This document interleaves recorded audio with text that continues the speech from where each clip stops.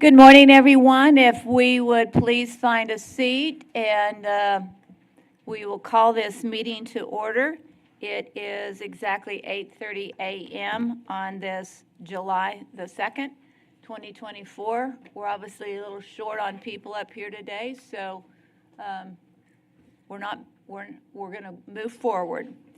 We have today our chaplain, Ralph Dawkins, to lead us in prayer and pledges. So if he would please come forward, if we would please stand.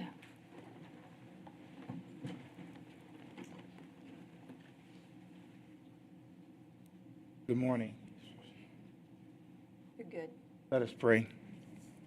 Father, thank you for the opportunity to bring prayer into this gathering of community leaders and concerned citizens. Lord, your word declares that we should acknowledge you in all of our ways, and you would direct our paths. You said if we delight ourselves in you, that you would give us the desires of our heart. So today, I pray the City Council meeting will be productive and beneficial to all who are making presentations today. Help the City Council to listen with understanding and goodwill. Help them to respond in character and conviction, and to help every presenter to speak with clarity and restraint. Give these leaders a spirit of service and remind them that they are stewards under your authority. I pray that you'll grant them wisdom and courage to know and do what is right and good and true for the good of our community. And even in their executive session, lead them, guide them with wisdom and courage and integrity to consider the concerns of the citizens and to make decisions that will benefit the city of San Angelo and surrounding communities. Your word says that we should pray for our leaders because they have watch over us, and they too must give an account for their considerations. And so I pray for the city. I pray for the mayor, her staff and assistants, the city council members, the city manager, and every person and department that is instrumental in leading and directing our city. I pray for the new chief and the new assistant chiefs and the entire police department and the sheriff's department, that they will continue to protect and serve the residents of our city. I pray for the fire chief and the fire department and all first responders who serve our city. And lastly, I pray that for continued economic prosperity and safety for our community. May you draw in, attract to our city industry, businesses, and corporations that will produce jobs and revenue and help us to grow and progress. In Jesus' name I pray. Amen. To the Pledge of Allegiance. I pledge allegiance to the flag of the United States of America and to the republic for which it stands, one nation, under God, indivisible, with liberty and justice for all. I pledge allegiance on the Texas flag. I pledge allegiance to thee, Texas, one state, under God, and indivisible. Thank you. Thank you very much.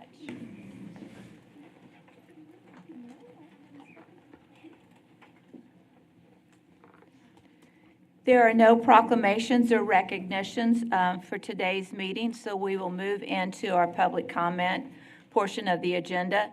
Issues or concerns not on the regular agenda may be raised by the public at this time. Citizens should speak from the podium, address all comments to the dais, begin by stating their name and address or single-member district number, and limit their remarks to less than 3 minutes. Do we have individuals in the audience today who would like to come forward and offer public comment? Yes, ma'am. Okay.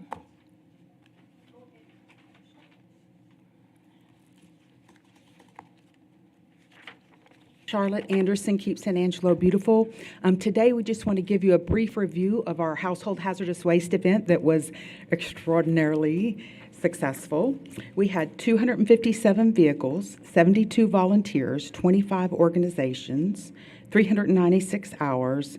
It's $11,825 value to the city of San Angelo.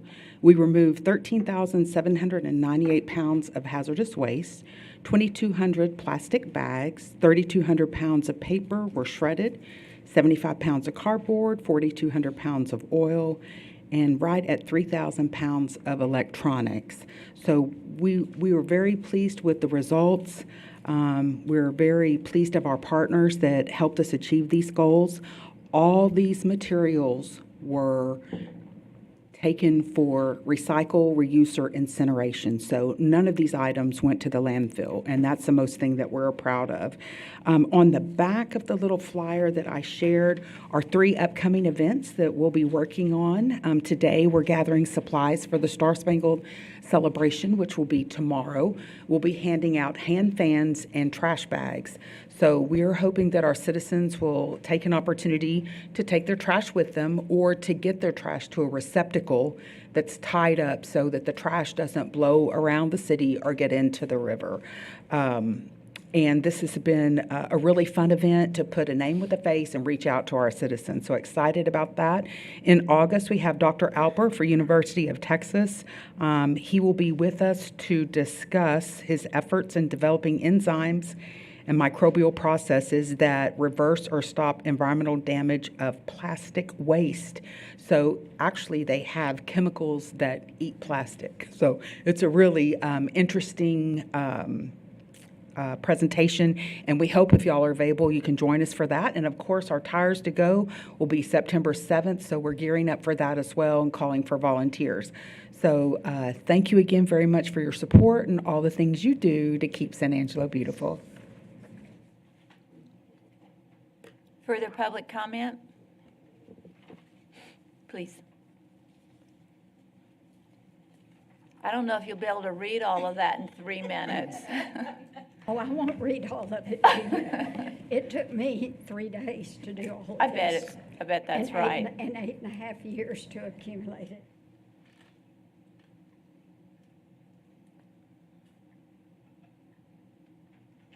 My name is Suzanne Daniel. I live at 415 South Madison Street here in San Angelo. You want to lower that microphone to Yes. where you can actually speak into it? Yes, I know I'm a little bit shorter than everybody It's all right, else. we just need to hear what you're saying. Okay, I'm Suzanne Daniel, and I live at 415 South Madison here in San Angelo. I'm a retired educator. I have a handicapped trash bin, and I applied for it way back in the beginning when Republic Trash first was contracted by the city.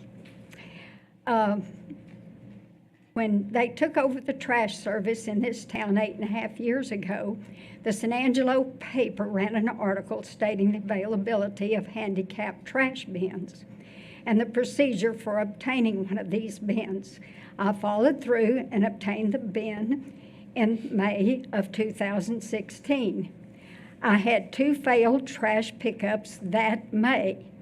This was followed by over 140 failed trash pickups over the next 8.5 years. Trash bins that were emptied were often dumped in the driveway, blocking me from leaving the house. Several times I accidentally hit the trash bin when it was left in the driveway instead of being placed back in its proper place, which damaged my car. Several times I found the bin thrown out in the front yard. Once I caught the driver with the empty bin over his head, preparing to throw my trash bin down the driveway. On July 28th, 2018, I contacted the San Antonio, no, this was 18, I contacted the San Antonio Office of the Americans with Disabilities. They gave me some information on Republic Trash. I was told to contact the city manager, which I did, and then I was referred to Jeremy Miller, head of waste management, and Don Slager, who told me that the handicapped trash bin for Republic Trash was not working. It had never worked. It didn't work in the beginning. Later, at a city council meeting, I was introduced to a man named Quarles, who assured me that the handicap program would meet the ADA guidelines. For a month or so, the trash was emptied. However, it was never consistent. Sometimes it would take 2.5 weeks to get the trash picked up. On September the 8th, 2023, I flagged down a Republic trash truck driving past my Ms. house. Daniels, your time is up, and what I'm going to ask that you do, Shane Kelton is here in the audience today, and he oversees the trash. I'd like for you, Shane, if you just come forward a minute and introduce yourself, and we will make sure that these issues and ADA issues, Teresa James can have a discussion with you concerning ADA. That doesn't do any good. And I have pictures, and all of this is documentation. Now, I'm telling you now, Republic Trash has been out of compliance with the ADA for 8.5 years. This city council and the previous city council have been out of compliance with ADA. Now, you can shut me down. We're not and going I to can shut go you down. back. We're not going to shut you down. What we're going to try to do is solve the problem. No. And there's two people You here have that. never solved it in 8.5 years, and Then you're what not would you gonna like us solve to it do now. today? Okay, I can go to the ADA again, Okay, and I that, will. there's two people who are here to help you today. Teresa James and Shane Kelton. If they do not help you and help get the problem solved, there's many of us up here today that you can call, and we'll also get involved. I But have called and Okay. called for 8.5 years. I respect that. If you give these people a raise and you renew their contract, you are just as complicit with breaking the federal law as Republic Trash is. That's Right. all there is to it. if you'll make sure Teresa has your contact info, Shane, if you will meet with Ms. Daniels, and would you like to meet with these folks? I can meet with them. Okay, We'll do it, but I'm telling you now, you're breaking the federal law. thank you. Breaking it for 8.5 years. You can shut me down in 3 minutes, but 3 minutes will not take care of 8.5 years of this. And I've got pictures to prove it, and all of this. Thank you. More public comment, please.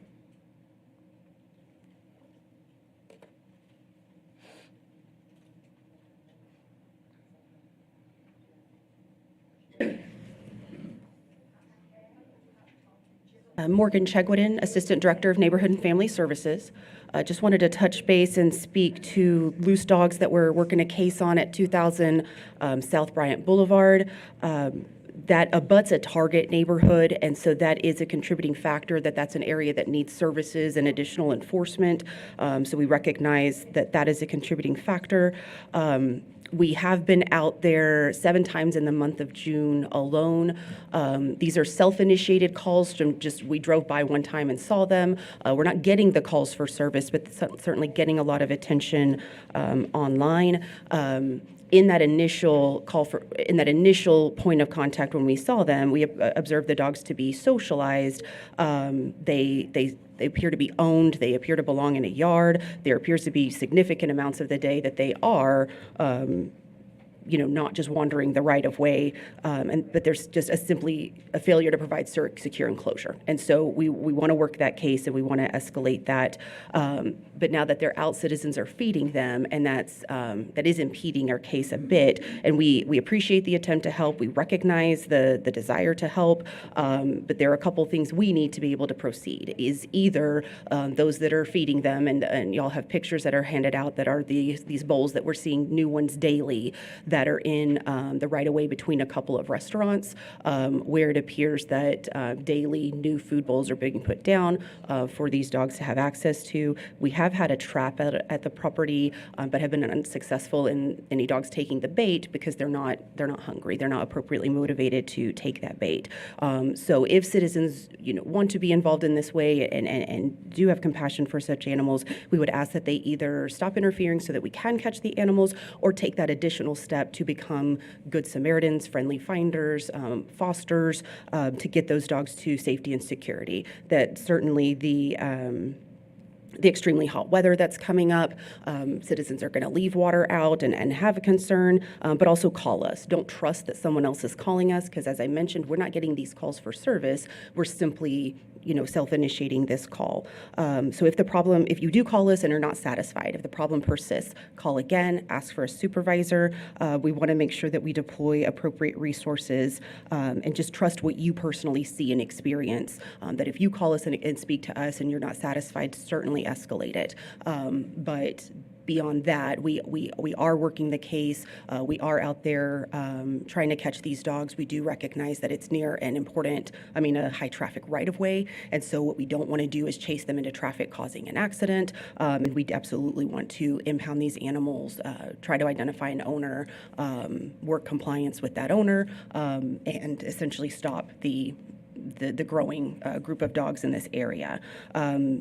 I would also encourage folks to follow the new San Angelo Animal Services page. We have tips on this and additional information on Facebook. So that is one way to get involved and one way to stay informed as well. I will contact the 2 business owners that are feeding those animals and make sure that they have a conversation, if they would, with their employees to make sure that they don't continue to feed them. Thank you. Thank you. Further public comment? Tommy.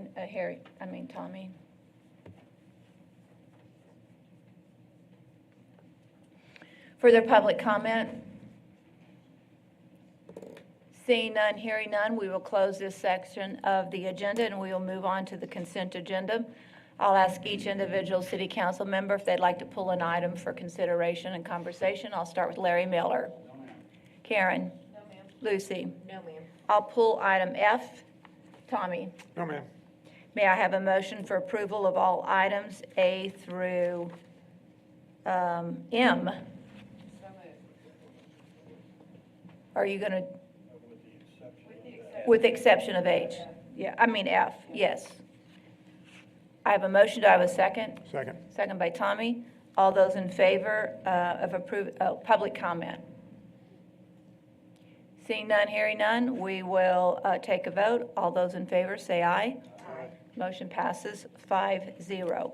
Item F, consider approving task order number 4 with Friesen Nichols Incorporated under RFQ PW-01-23 for professional services for the design of Avenue N roadway and utility improvements totaling $1,436,831 and authorizing the city manager to negotiate and execute all related documents. Just fill in the details.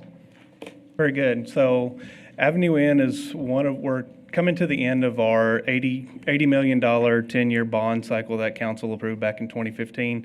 For us to go through Avenue N is going to be one of the last streets that we're going to be able to do within that 10-year list of roadways. So what it's going to be is a street rehabilitation all the way from Sherwood Way to Chadburn Street is what we're going to be designing. So that's going to come in and rework that entire roadway, rework the signalized intersections there, look at traffic patterns, traffic control, see if we can make any improvements along there, as well as adding sidewalks and some pedestrian connectivity along that corridor as well.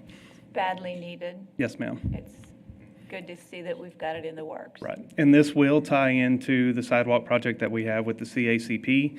So that sidewalk design is going to be a separate project, but this will absolutely tie in and enhance that. Any further questions for Patrick? Larry, would you like? Is the sidewalk on the north side of Avenue which N? side of the street are you intending to put sidewalks on? Yes, both sides of the street. Both sides? Well, sidewalks are tricky in developed areas already. If it's not built at the time of development, we have to work them in where we can. And a lot of times there's obstacles and there's things in the way that we just can't move. There's an X number of driveways that we have to take care of. So we place it where it's most realistic, where we can get people across to the sidewalk, where we can cross them at controlled intersections and whatnot. So we strategically place those where it's the safest, where it's the most usable, and where we can fit it in within the right-of-way that we currently have. And this project will also rework sewage lines. Is this going to be as extensive a project as College Hills? It's the same that we do on all of our projects, so yes, it does rework the underground utilities at the same time. So we'll come in, do the water and the sewer infrastructure first, then come in and do the roadway on top of that. We're looking at a couple different methods to do this. Some of it's a full reconstruct. Some of it is hopefully going to be able to use the FDR process that we saw on Rio Concho and on North Chadburn Street to kind of expedite and save some money on the project as well. I was curious about detours, how that's going to work. I couldn't figure in my mind a logical way for people to at least get to their destination without having Avenue in there. Well, the beauty of that road is it is a 4-lane road right now, so we can technically have head-to-head traffic on one side of the road while we work the other. I'm sure that's the way it'll work. It all depends on the phasing of the construction, but if we have a reasonable detour where we can move those cars off, it doesn't interrupt their normal traffic patterns. We like that because it takes it away from excuse me, the safety of the construction workers, but we also understand that we have to be expeditious with our traveling public as well. So we work that in to make the balance of those two priorities. Thank you. Yes, sir. Have we worked with the university, ASU, because I know that they have wanted sidewalks, and that's been an important thing for them because of the Right. We students actually- walking to HEB and. Yeah, we actually set up a meeting with them, met with them about 3 weeks ago to kind of go over strategy for that area, since we are going to be doing Avenue N and designing Johnson Street at the same time, along with the CACP that's going along there that they were generous enough to contribute to. We wanted to coordinate with them and say, what are your future plans? What are you looking at ASU doing? And how can we either prep for that in our project design and or accommodate that as we move through and make these improvements along that corridor. So we're absolutely working with those bigger entities to see if we can make improvements for now and in the future. Good. Yes, Lucy? Patrick, what's the time frame? Like, when do we start this project, or So we're how gonna- long will it take? So we're just going into design right now. The design process, we're expecting to take about 12 months. So we'll move through, like I said, Freeze and Nichols has been very good with us, very, very good about staying on budget and staying on those timelines. So we expect it to meet those deadlines. Once we have 100% designs, then we can talk about funding the construction side as well as timelines for the construction of the actual roadway. Is this cost covered in that $80 million bond, The cost of the design is, yes, ma'am. but not the construction The fee? construction, unfortunately, I don't have any identified monies right now doing it. But it is, I do want to note that it is still advantageous for us to get the design going. Because in a lot of the cases of the grants that we're applying for, project readiness is a huge component of that grant. We get a lot of points for project readiness. So if we have 100% design sitting on the shelf, that puts us well ahead of anybody else that doesn't have that opportunity there. So as we're applying for those grants, this investment will give us some returns when we're looking at competing for those grant monies. Other questions or comments for Patrick? Tommy? Just a comment. At the point in time, Patrick, that construction starts, I know y'all do a good job of this, but it's just a reminder for all of us. There will be businesses that are affected by this. And while we give them notice, I would just simply respectfully request that we do this early and often, because it does impact some businesses a lot more than others. And all of us have received calls, I would imagine, over an issue with access to a particular business when this has been, when one of these projects has been ongoing. So again, I would just respectfully request that you do this early and often whenever you're ready to start, so that those businesses know they can't really anticipate what it's going to be like until it happens. And sometimes it's not as easy a process to deal with as, in fact, we would hope that it would be. So early and often would just be my request. The good news is we've got a year of design in front of us, so we have a lot of opportunity to start that communication. Number one, it's like College Hills. Everybody complained about College Hills, how bad it was, how horrible it was, and then all of a sudden we start construction, and then it's how quick are you going to get out of here because you're in the way and it's Right. a problem. if we're going to redo the streets and redo utilities, there are going to be issues and there are going to be impacts. But we've got a year to start communicating to everybody and get people's input and take it into consideration as we move forward. But we need to get this project done. It's really key. Right. So, And you're absolutely correct. And believe it or not, we do take that into consideration when we're phasing our projects and setting up detours and traffic control and everything. We're very aware of it. I mean, it's one of the things that we as staff really do struggle with, is making sure that those businesses have as little impact on their operations as possible. It's inevitable, but we do take that into account and make it as bearable as we possibly can, and still get our street redone like it needs to be. let's get it done. Thank you. Thanks, Patrick. So may I have a motion for approval of Aye. item F? Tommy made a Aye. motion. May I have a second? Second by Lucy. Public comment? Seeing none, hearing none, we'll take a vote. All those in favor of approving item F, please say aye. Aye. Motion passes 5-0. That concludes the consent agenda for today. We'll move on into our regular agenda. Comments regarding items on the regular agenda may be made by the public when each item is discussed as outlined above. Applicants, proponents, and appellants are exempt from the time limit above and instead must limit their remarks to less than 5 minutes. Item A is consider approving a proposal to allocate 2024 CDBG and home grant funds for programs and projects and authorizing the city manager to execute the applications, required certifications, related documents, and annual funding agreement from the approximate allocation of $646,802 of CDBG and $255,133 home grant funds. Bob, you are on. All right. Well, good morning, council. Project proposals do follow our 5-year plan, which includes 5 objectives and corresponding goals. They are providing decent housing, increasing home ownership, revitalizing deteriorated neighborhoods, increasing the affordable housing stock, and assisting special needs citizens. This happens to be our last year of the 5-year plan. So next year, you're going to see a lot of different programs coming to you. Because we've requested them, or because the federal government is changing It is the a direction? it's a 5-year requirement by HUD to change every 5 years. So we'll go through the public comments. We'll have meetings. We'll try to come up with a different programs that meet our current needs. It's really to assess our current needs across the community, and then we try to adjust our programs to meet those needs. And who will you be visiting with when you're looking at adjusting for the needs of the community? It is a bunch of folks. We have a list of organizations, stakeholders that we have to meet with and get their input.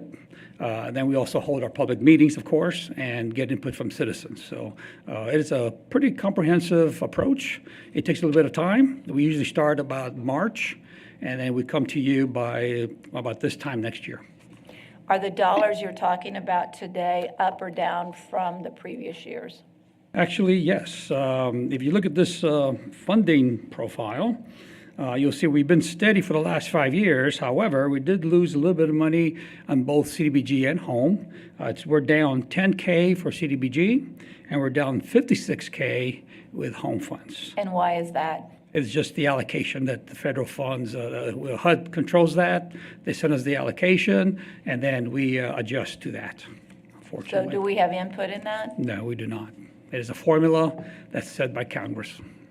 So, Is there anything that we can do to better fill in the blanks on the formula to get the money? no, I mean, we have, it's at the federal level, very little, actually. I know that we have some organizations that lobby for CDBG, and they're very active, and we always send them support letters. And then they lobby for our purposes the best they can. And sometimes they do adjust. It doesn't take effect until probably later on in the year, but this is the allocation, the proposed allocation, and sometimes it goes up, and sometimes it goes down at the very end. So we may have to adjust this at the very end. So be aware of that. All right, well, go ahead with your presentation. Sure. We'll see if there's more questions. Sure. Here's the proposal for our home funds. We are asking for $25,513 for administration, $60,000 for first-time home buyers, down payment assistance, $64,000 for MHMR special needs, tenant-based rental assistance, and $105,620 for new home construction for our CHODO, which happens to be Galilee CDC.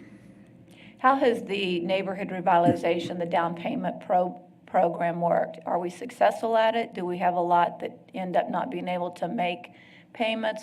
Tell us the story. This is the down payment closing costs you're talking about. It is a deferred loan. After 5 years, it's forgiven. And how's that And we program? could go up to $16,000 based on a little bit of a formula that we put together as well, based on availability of funds, how much they can afford, that kind of thing. So what's our success rate or not? Yes. What is it? I'm sorry. What's our success rate? The success rate Yes.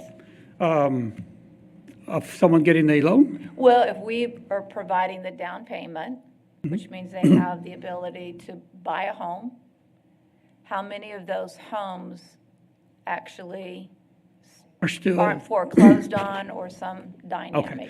I don't think we've gotten a foreclosure in this program for a very long time. There's now the AHAP, the coastal DC funds, we do have some folks being threatened. We had one that went bankrupt. We've had several threats of foreclosure, but somehow we get the owners get by and end up saving the homes. So far we're batting pretty good. So again, Pretty good, these are 100%. not new homes. These are. Define 100, pretty good.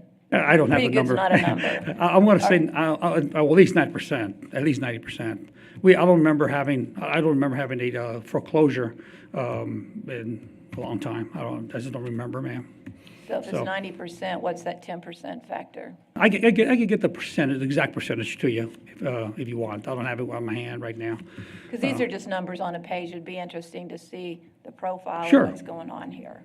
Well, then we could have that. Actually, you'll get that towards the end of the year when I come with the CAPER. When I do the performance report, I'll have that information for you.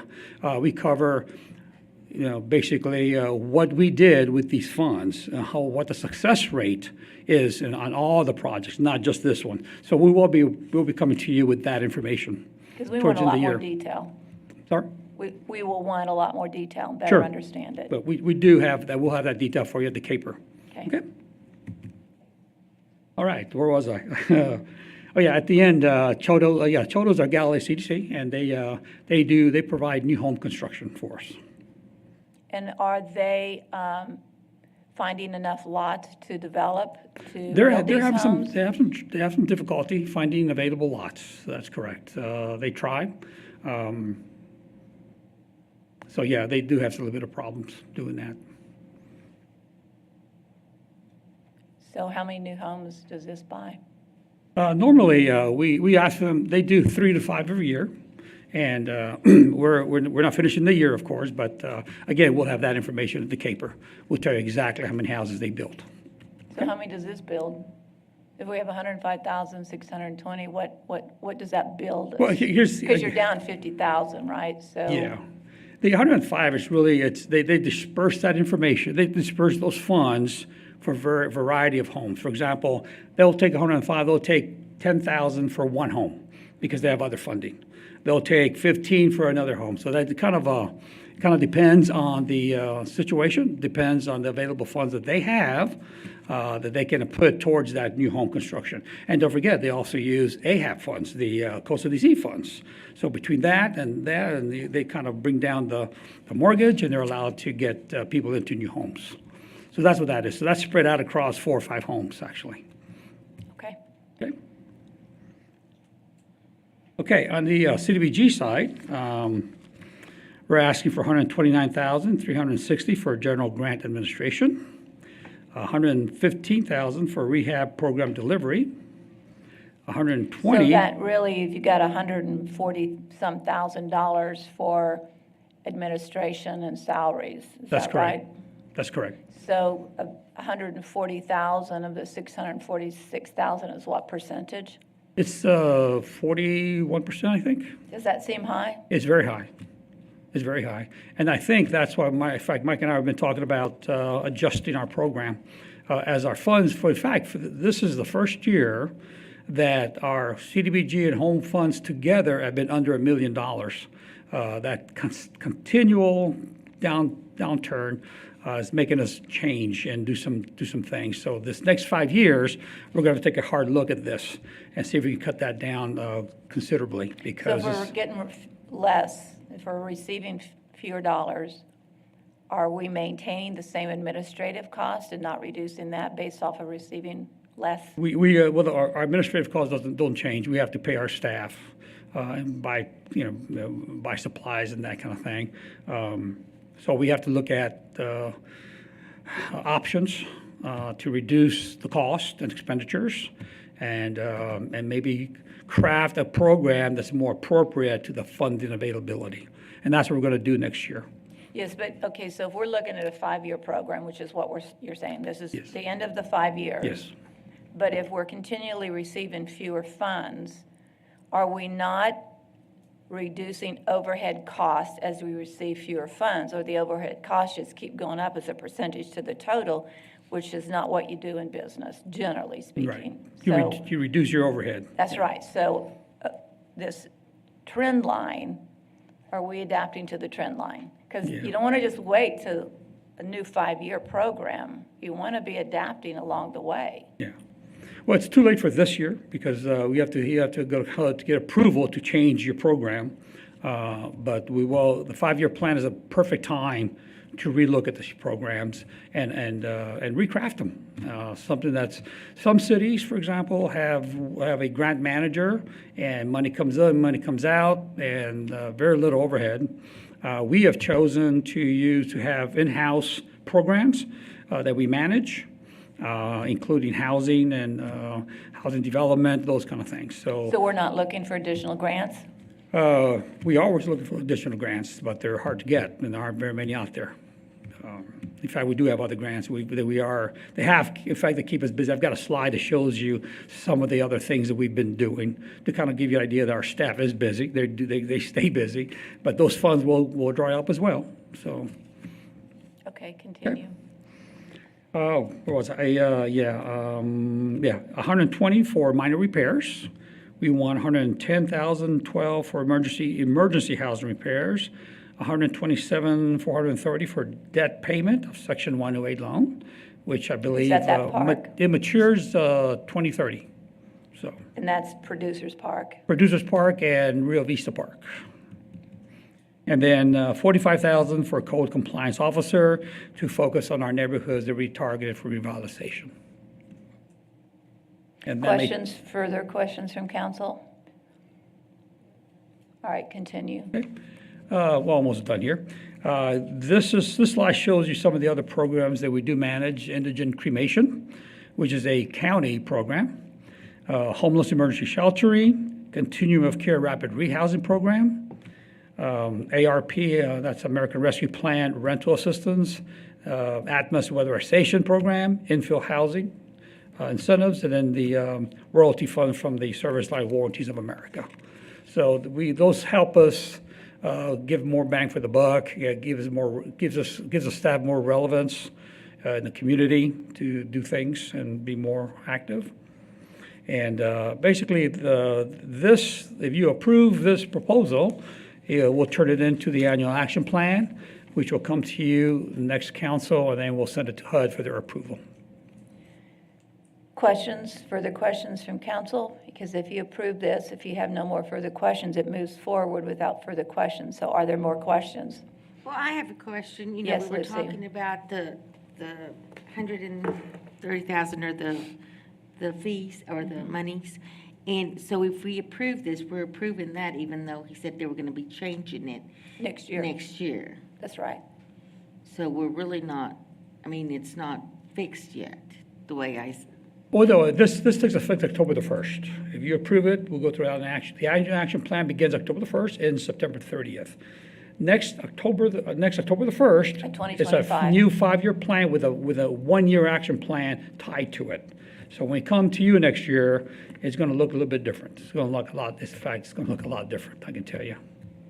It's not going to look a So lot when like we this. say it's going to look a lot different, it would be saying, if you will, that we're not happy with the current plan because we intend to make a lot of change. What I'm saying is, we have to adjust based on our funding, is what I'm saying. And because of that, it's going to affect the programs that we're going to put together and the staffing. Karen?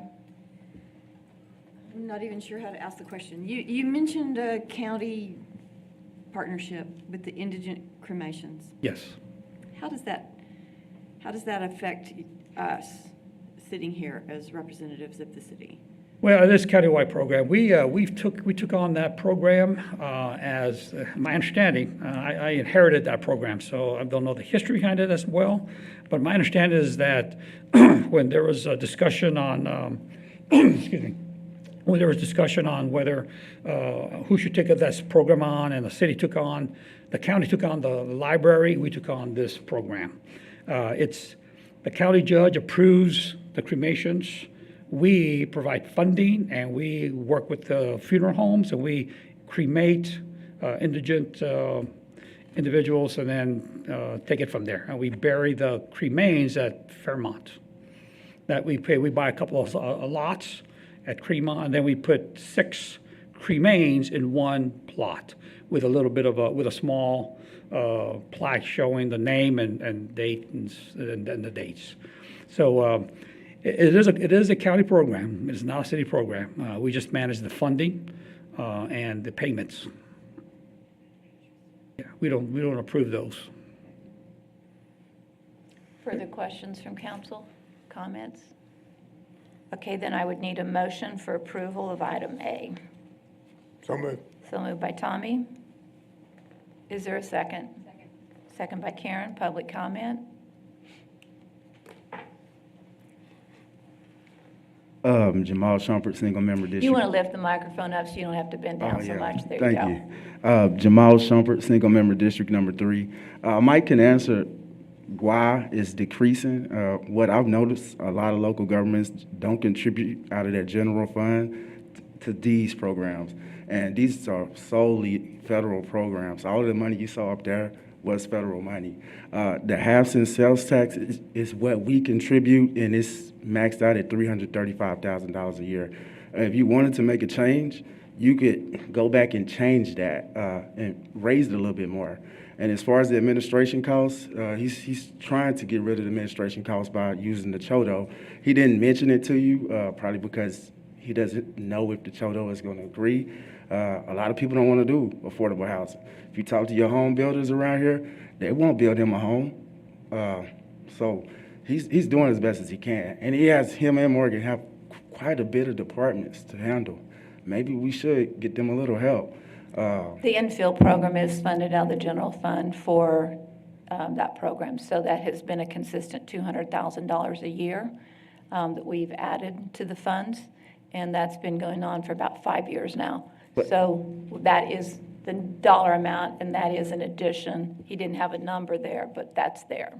And the infill, if I'm correct, mostly the builders are the one accessing those funds, correct? So it doesn't really go to the person. If I wanted to go to him and say, hey, I qualify for this house, I want to build a house, I'm not going to have to build that water line in most areas. It's going to those new development that's probably going to put a couple affordable houses in. But yes, there is a little bit of money towards just that. It's not towards building a home or bringing. Well, it is towards building a home because the infill program number 1 is designated in the 5 low-income areas. And those areas where there are available lots, very often where there's no infrastructure existing in those lots, whether it is curb and gutter, whether it is water, whether it is many things.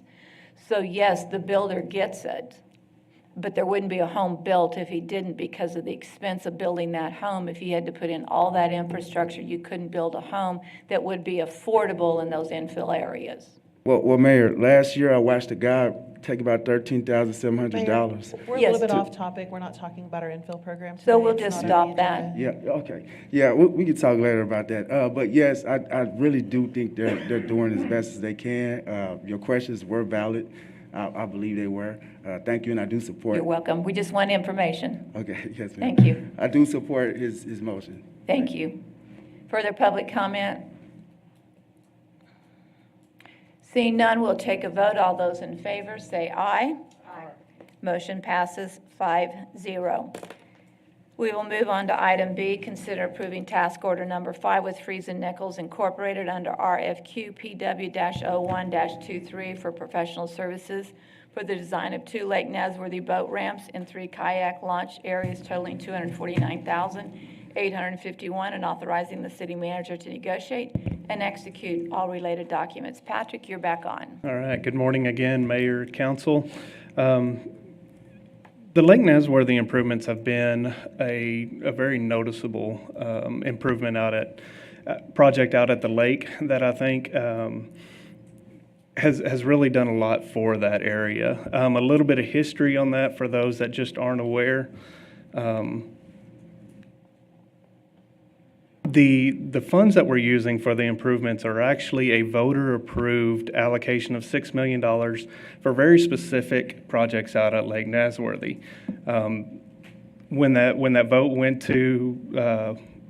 was in referendum back in 2019, it was for boat ramps, for a fishing pier to redo the Nasworthy fishing pier, for shoreline erosion control, and sandy beaches. We have made some progress with this money. So far, we've constructed the fishing pier out of Lake Nasworthy. That's great. It's right beside Mary Lee Beach, and it has been a tremendous improvement out there. I know I've been drug out there several times by my son. I'm not a fisherman, but he is, so I get to spend many, many hours on a weekend night out there, and it's always full. There's always people out there using it, fishing, and loving that. So that has been a huge investment and a very, very popular one that we were able to use this money for. We have also started some vegetation control with this money. The shoreline part of this included vegetation removal as well as stabilization. That little boat that you see there is actually the boat that we bought to do this. It's called a wee boat. It's a little backhoe on floaties is what it is. So it allows us to go in there and do some reed removal, do some lily pad removal, and kind of start working toward that vegetation management and see if we can take care of this little bites at a time so that we don't necessarily dramatically affect the habitats that are currently existing there, give them time to adjust, but at the same time make improvements and kind of keep that vegetation under control so the lake can be used both from a fishing perspective as well as a recreation skiing perspective that it is so popular for. And then finally, the boat ramps have been one that's been a long time coming. We have split up the boat ramps into 2 separate phases. So phase 1, we actually have designs on currently. We're waiting on some funding from TPWD for the construction phase, and then we'll get those bid out and get those started. So at Beatty Road, Knickerbocker Park, and South Concho Park are all going to see some improvements to the boat ramps there. We're going to be making them wider, making them more accessible, adding some docks, adding some ADA connectivity to them, improving some trash can facilities and signage, and just really enhancing those boat docks and making them more functional again. A special note on this, we've been working very, very closely with the Texas Parks and Wildlife Department on a boating access grant. So we actually designed this on 25 cents on the dollar for that. So out of the city, we only spent $40,000 on a design of this. And what we're anticipating is these 3 ramps will be about a $1.2 million improvement of that. Of the construction side, we are only going to be on the hook for about 200 of that. That's great. So that's the value of the grant program and what it brings to really maximizing these dollars, because $6 million could be used up very, very quickly, but we're really taking advantage of these grants and maximizing that money in this. So that leads me to what we're here today for. Really, this could have been on consent, but what we wanted to do is we wanted to give you, council, as well as the public, just an idea of what we're doing and what's coming down and what we're looking at. So, and what these improvements that they can expect to see, and so that they're aware of them. We applied through the TPWD for a second phase of boat ramp construction. So we have the initial 3 that I just went over. This phase is going to add 2 additional ramps as well as some non-motorized launches in there. Non-motorized is something that the lake hasn't really had. So being able to launch kayaks and paddle boards and canoes and stuff like that in those isolated areas and safely away from the boat ramps, from the motorized boat ramps, will be very, very valuable, and I think very, very popular out at the lake. It's something that we don't have. So we really wanted to kind of get that concept and that mindset started out there as well. So the 2 boat ramps that are going to be going in this phase that we got approval for funding through, we got approval for funding through TPWD, 25 cents on the dollar. So we're going to be paying $62,000 of a $250,000 design. We're going to be working on 2 ramps at Red Bluff Circle, and on Fisherman's Road. And then we're going to be putting in those 3 non-motorized launches at South Concho Park, just south of the low water crossing, and then at Pecan Creek, just north of that low water crossing. We're going to have one on either side of that, so you can either go down the channel or you can come out into the lake with those non-motorized access, and then over at Rock Slough Park, so you can access that main body of the water. There's already a group of people that use that Rock Slough Park. We're just going to make it a little bit better for them and kind of make that a permanent feature for those and anyone else that wants to use it.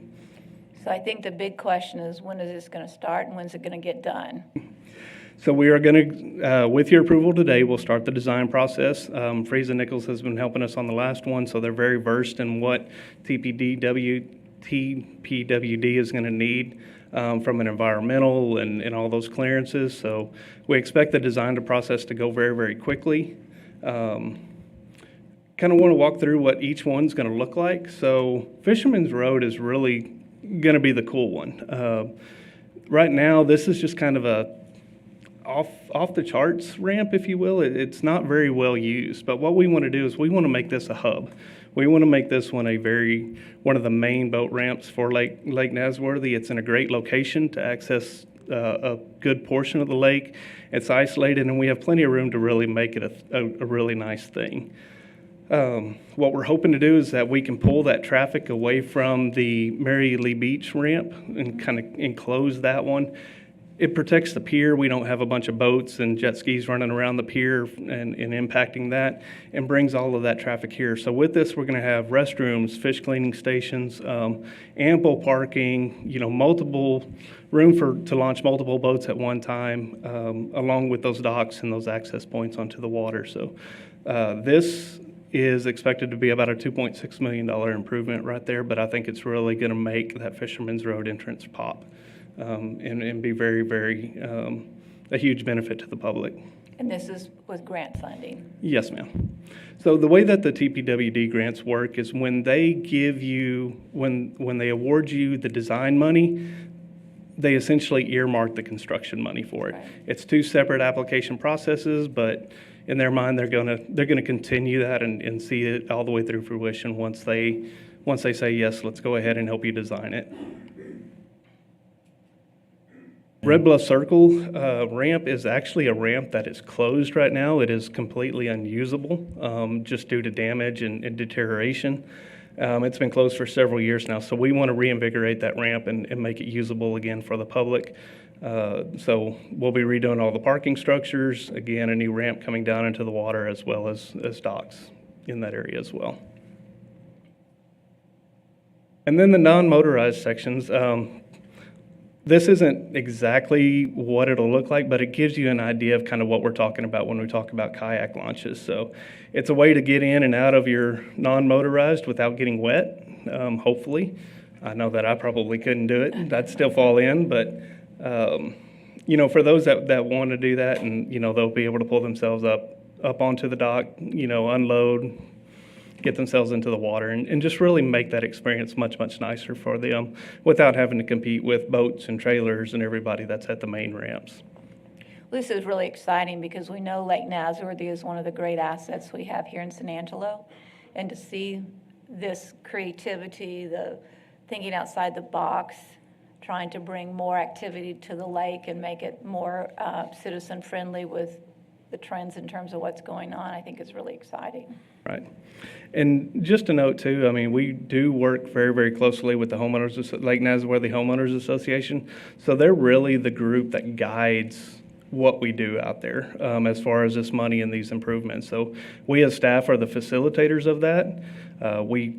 We're the legs that make it happen, but they're really the brainchild of where and what and how. So if anyone has any ideas or thoughts or suggestions, reaching out to that Lake Nazareth HOA group as well as the city, and we can talk about that and really prioritize it. Just for reference, once we get done with this phase 2 and all of our matches and everything, of that original $6 million, we're still going to have about $4 million left over.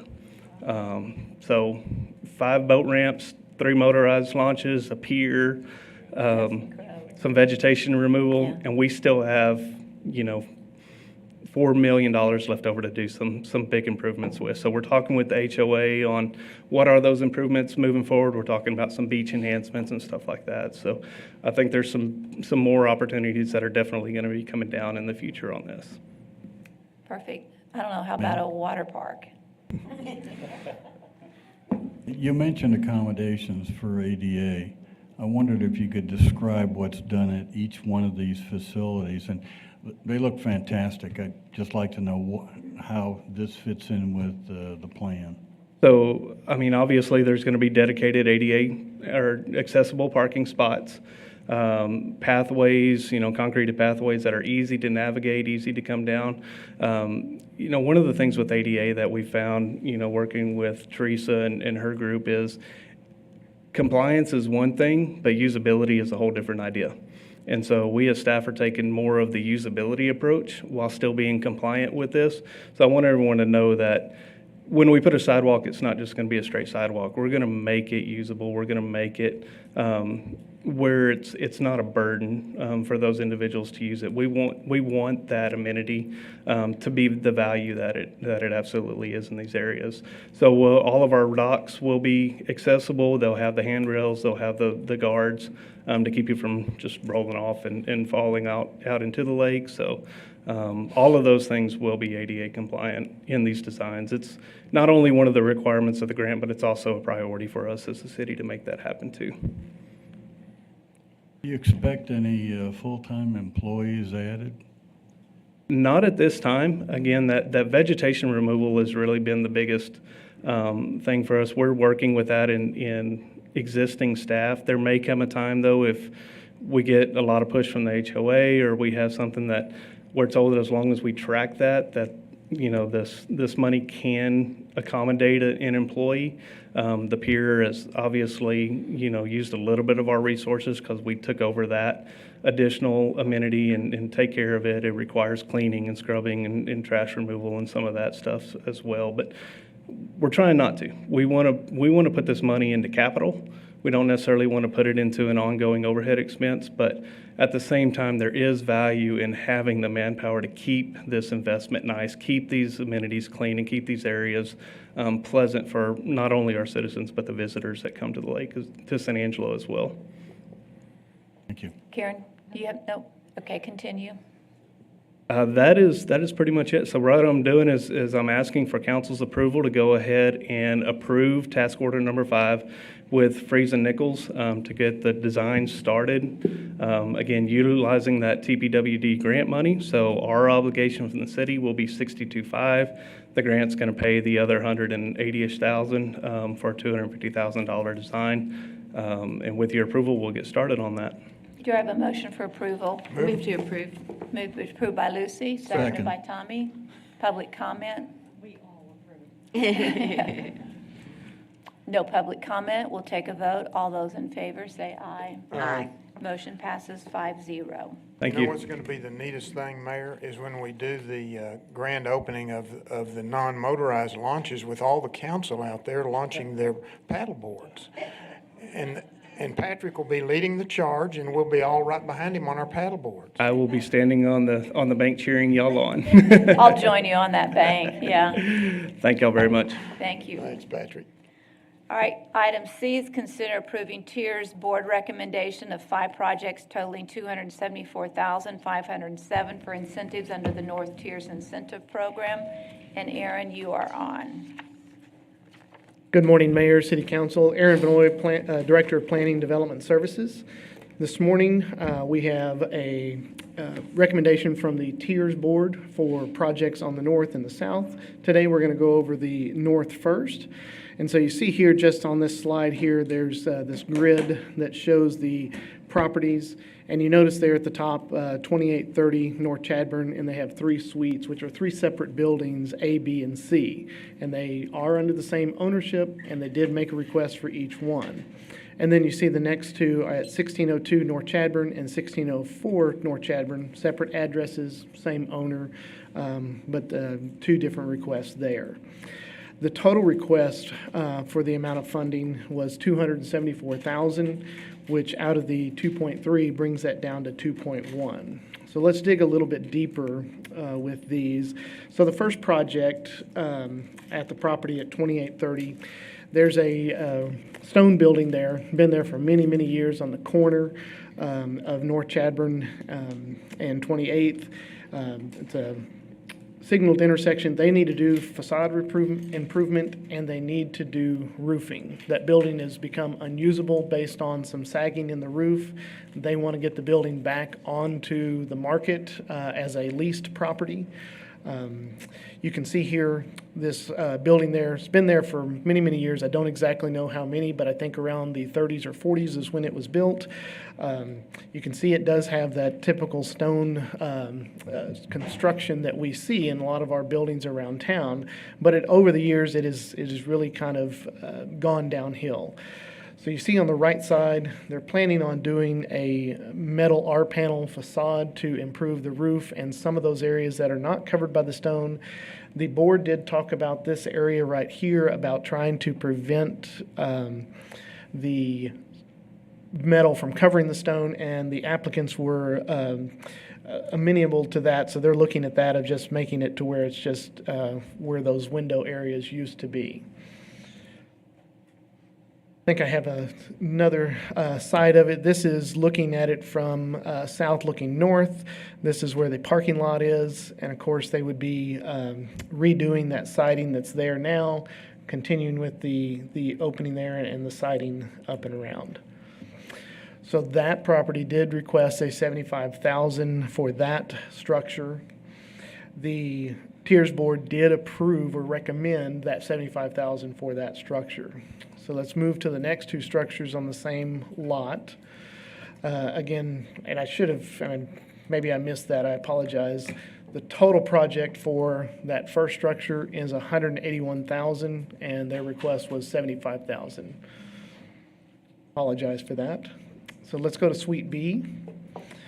So this project for rehabbing Suite B, again, mostly facade improvement and window installation. They will have some rehab of the inside, but usually that's not what Tiers covers. That's what some extra dollars there are part of their project overall, but the Tiers funding request is $75,000. Again, for some structural elements in the roof, the window redoing, as well as the facade. So here you see this used to be kind of a garage on the bottom and an apartment structure on the top. They plan to reuse this as an office. It could be leased out to someone, or it could be someone that uses one of the other 2 buildings on the property, and this would be their main office, and they would office out of How there. is it that it's all the same address because they're separate buildings? Is it because it's platted as one big lot? It is one large lot, but address them separately, really a kind of a fire code requirement because they are separate structures, so they have different suites. There are times in our history that we have done different addresses as opposed to different suite numbers or suite letters. In this case, it just happened to be suite letters, so suite A, B, and C, as opposed to a separate address on Chadburn or on the side street, the east-west street. Because I understand the suite thing when you have just when they're all attached, but when they're detached, it's interesting to use the suite concept. Correct. And for whatever our reasons were at the time we made that decision, that's how it got addressed. And it's very difficult, not that it's impossible, but it's very difficult to go back and change them to say, you need to change your address. According to the Tom Green County tax appraisal. Would you like to talk, Larry? Yes, ma'am. Okay, This go ahead. is taxed as one entity. All three of them fall under the same tax appraisal. That is correct. Which is obviously why they're doing this. I'm just saying historically, that's not what you do. It's the way it is, so it is the way it is. But seeing it be detached just raises the question. It's I'm not challenging it, just asking the question. Correct, and that's their intent, is to lease them out individually. It could be somebody that leases 2 buildings. It could be somebody that leases just 1 building separately. The property ownership would stay the same as the property owner owns the entire lot and all the buildings. It would just be leasing them out to different owners or different lessees for different activities on that lot. It is a CGCH lot, or maybe it's a general commercial lot, and so there's a number of activities that could happen on that lot. You know, again, you've described what tiers can and cannot pay for. I think there's no question that the improvements and the plan here is going to make a big difference in that location and the look of those facilities. Question mark is, and this is not your job or Tier's job or our job, is what happens next, because it looks like there's tremendous amount of expense and dollars that will need to be spent to finish out these buildings. But it always makes a big difference when you can improve the exterior and solidify the stability of those buildings. Yes, Mayor, and I think that's their intent, to actually go in, do the remodel, the renovations, so that they are useful buildings. It's not just a facade treatment. Yeah. That's why you see that their projected cost for the projects are much higher than what they're requesting. So here would be the backside of that property. They are maintaining the windows, which I think is a good idea. I do actually... these are older structures, but again, they're going to have some looking at those properties right there. So that's Suite B. Here is Suite C. Again, a project that's $158,000 projected cost, $75,000 requested from Tiers. Again, some facade improvement and replace some of the wooden supports and the R panel and the roof. And again, you'll see this large building. Sits at the back, been there for many, many years, but there's a lot of the trusses that are starting to sag, and they need to go in and replace those to keep the building up, as well as doing a full skin and ceiling revision. It currently has a leasee of a mechanic shop right now. They intend to keep that leasee moving forward. They don't use the other 2 buildings at this time. This is a very large structure. You can see that it comes out on 28th there. But they have upgraded some things over the years of electrical service and things, trying to keep these buildings viable. And then I think with a facade improvement that helps them in any types of interior renovations they do, will keep them moving forward as productive properties in our north tiers. It's a major project that's exciting that they've taken it on. Yes, Larry, would you like to make a comment? I think everybody that's drove in that area, seen that building, and just wants to do something to help it out. I mean, it's ugly, okay? Yeah. My concern, though, is, and I don't know the premise of the tiers in terms of, I thought it was inclined towards facade improvements. Those other 2 buildings, they're off the road as far as I know. We weren't provided a map, but in my mind, if we're going to spend Tiers money for the appearance of buildings, I'm not particularly concerned about those 2 back buildings being done, unless unless it does promote a better appearance of that drive down Chadburn. Am I wrong? I believe it would, and I should have added an overhead map that would give you a little more orientation. Now, this, of course, is 28th Street, and you can see the side of that, and you can just see over here the other smaller structure that has the apartment above. Let me go back to here. This whole front facade, that's the parking lot that you can see from Chadburn. So that back building, the furthest one back, if you will, to the east, you can see it very prominently. This one, if Well, you're you coming. can see the blue back there. So Yes, you ma'am. Right in Yeah. here, for those that are kind of tuning in. And again, this is on 28th. Go back forward one more, on 28th. And if you're heading southbound, you're able to see this structure on Chadburn. If you're heading northbound, probably through the parking lot, unless there's lots of stuff in the parking lot, you can see that structure. And then, of course, this front one is very prominent as you're coming down, with this being Chadburn here. And, of course, you can just see the other one in the back. My circle's terrible.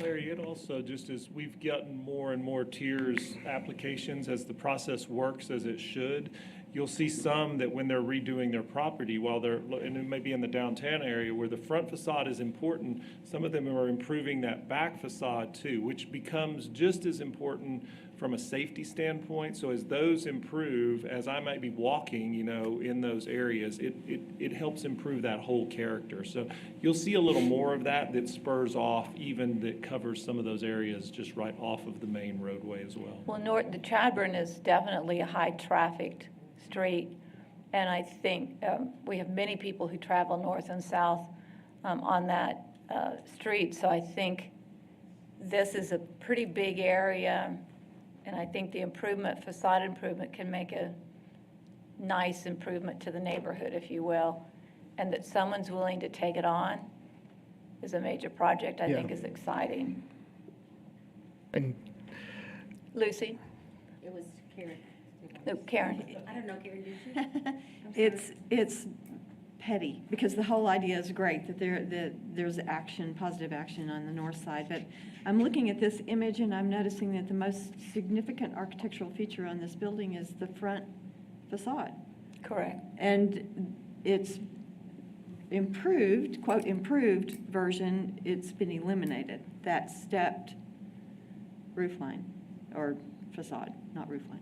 Well, this is where the Tiers Board did make the recommendation that they would not cover that rock up there, that they would only utilize the metal over the window areas and maintain that same rock area with the steps that goes up. So that So the facade sketch isn't picture right. is what they presented, Yeah. not Right. what was approved. Correct. Yeah, it was kind of, when he described it earlier, that didn't go into the detail, but he talked about that rock, so you're right. Yes. He Karen. did, I just Yeah, wanted you're right. some confirmation. Yeah, Because the sketch is Yes, wrong. ma'am. it's handsome, it's handsome, Yeah. and it will be noticeable, especially once the improvements are made. Yes, ma'am. So, Lucy? I have a comment to make. Aaron, what is this building supposed to, what is it supposed to be used for? Well, this front building, as I understand it, used to be a bar or club or something Right. like that, entertainment. They have not stated a purpose at this time of what they're going to redo it as. When they go to apply for building permits, we will learn more, because that's when an occupancy is set. It is a fairly good-sized structure, so I'm not sure if it's going to be a venue or something like that. They did mention that the two back properties, they do hope to either lease this one out as an office, whether it's somebody that wants to just do an office space there or an office space for one of the two adjacent structures. And they hope to maintain the lease for the mechanic shop there in the back, since it is a big, large structure and they can pull their vehicles in. Again, I'm like the mayor, I'm very grateful that somebody's taking on these buildings in the north side, and any kind of improvement that we can do out there is going to benefit our overall view when people come down to the north side, so I definitely Or like go up this. to the north side. Go up, okay, up and down. Or down. Aaron, Yes, sir. go ahead. I noticed that one slide on Suite A. There's a really huge stoop right in the front. I wondered what accommodations they're making for ADA on that. Because it doesn't appear as though there's a really, I can't even see if there's a sidewalk on the existing structure. And then there's that, looks like 6 to 8 inch stoop that certainly impede people with disabilities. I'd like to know if all of these have been evaluated for accessibility, because that seems critical, especially even on the facade aspect of tiers, that should be done. Do you have a feel for that? Well, certainly we discussed that a little bit as staff because there are times that we make recommendations to the board that some of those dollars should go to redoing sidewalks, accessibility in that area. These structures actually needed a significant amount of investment to that, and talking with the applicants, there's an opportunity for them to come back in the future and resolve those things. As they move forward with a building permit, they will have to register with the state of Texas to look at accessibility type things. I do feel comfortable that that stoop will have to be accessible if they're using that as an entrance exit, which they probably will be, as well as the one over here on 28th Street. They will have to do that as well. They will have to make those adjustments, and talking to the property owners, they're aware of those things and are planning for those things in their project. So this is primarily facade improvement? This It's is not- facade it's improvement at this time, Yeah. yes. No building permit? Not yet. Yeah. Further questions or comments? This is kind of the feasibility. Do they have some funding to kick in with what their funding is to help make the full project happen? I will. I'll make a motion to approve as presented. Were there questions? Just hold on 1 minute. So this is just one, property. and we're going to approve the whole item as a whole. So we need to go through the rest of the properties, fine. right? I beg your pardon. Before we do a motion. So, Okay. yeah, we're not through here. That's okay. We have more to do. That's good. Okay. So we do have two more addresses. This is 1602 North Chadburn. On the north side, as you know, if it's under $25,000 funding request, I like the it is they do not have to make any kind of match. They do have a project that's right at $24,857. Their funding request is the same amount. They want to brick some existing pillars and windows and replace the front door and pave the parking lot. They've had some vandalism over the years. They have a property that's very close to their property line and right-of-way and where their parking is, and so they've had Do you people. have the picture there? I do. That would be good. So this is a structure that's been there for since the 50s on North Chadburn. They have had some vandalism. They have a successful program. They actually catered to females at this program to teach them self-protection. And so they had a great presentation in front of tiers. But you can see the red posts there. They plan to brick those in. They plan to brick in some of the exterior windows so that it's less visible. People that are walking by are kind of stopping by and lingering, and so they're trying to help keep the activities a little more private that are happening in there, repair some of the windows, and just have a nice facade. They are going to resurface the parking lot, and we did talk with them about making sure that they are able to have an ADA ramp to get up into the doorway, and so they're aware of those requirements as well. Generally speaking, we have said in the past that if someone's asking for a parking lot improvement, there has to be landscape improvement with it. So Yes. you're talking about the parking lot improvement, what's the landscape improvements? That's a good question, Mayor. We did not discuss that, and that's my fault for not bringing that up. I think there's an opportunity to discuss that with them again and talk with them to see if there's something we can do here, maybe at this end and this end. There is a significant amount of concrete there, but if we could break that up with some landscaping, I'll make sure and mention that to them, that we would look at to have that happen as well. Because that's been their standard. We don't do parking lots unless we Yes, have ma'am. landscape. Okay? So we just want to make sure that that's addressed. Yes, ma'am. The next one is next door at 1604 North Chadburn. Again, a funding request under the $25,000 threshold. This one deals with signage, exterior paint, and some facade improvement. And their image, we couldn't ever get it to work really well.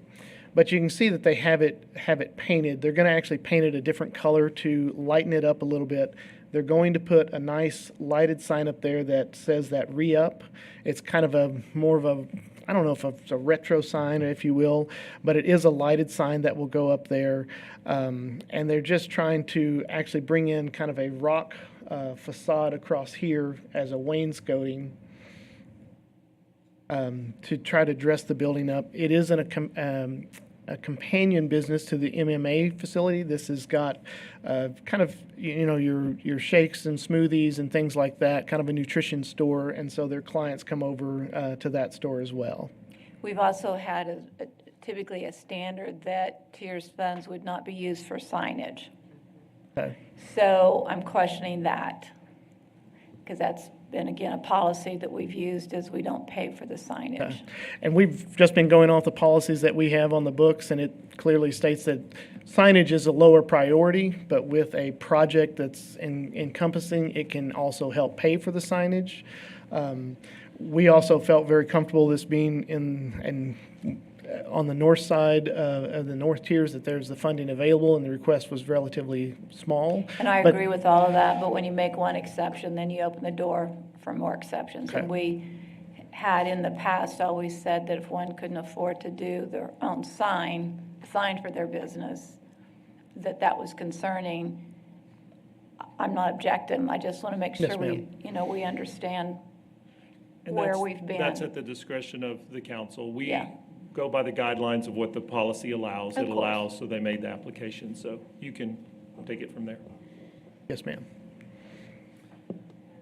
Any other questions on either of those two addresses? Larry would like to add Could something. you flip back to that photo? I mean, that's a very nice series of steps in there, but they're going to have a problem making it accessible. Yes. Because any kind of a platform is going to start bumping up into past those curb stops.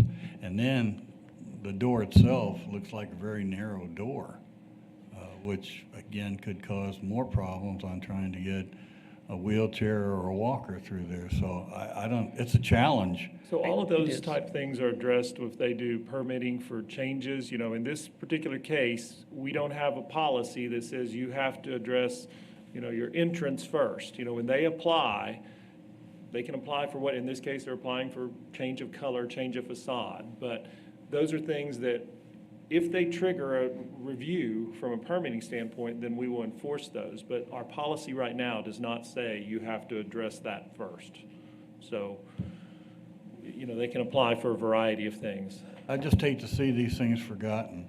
I really do. And we've seen it with other tiers money that's spent where there was no fix on some of the problems associated with it.